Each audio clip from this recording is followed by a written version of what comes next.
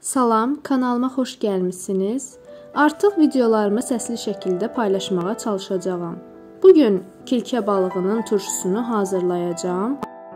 Bunun üçün 700 qram kilkə balığını təmizləyib yuyuram. Sonra bir baş qırmızı və bir baş ağ soğanı halqa şəklində doğrayıram. Yuduqdan sonra təmizlənmiş kilkələri qaba əlavə edirəm.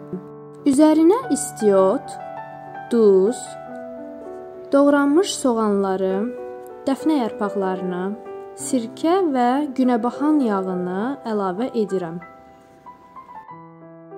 Yaxşıca qarışdırıram.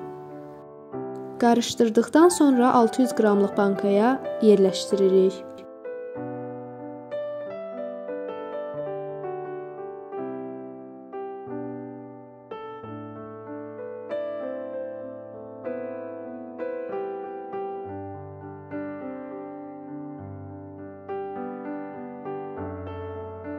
Yenidən günəbaxan yağı əlavə edib soyuducuya qoyuruq.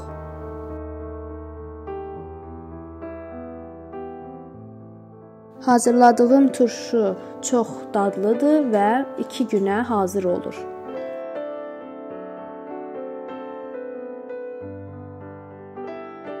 Artıq 2 gün keçib və turşu hazırdır.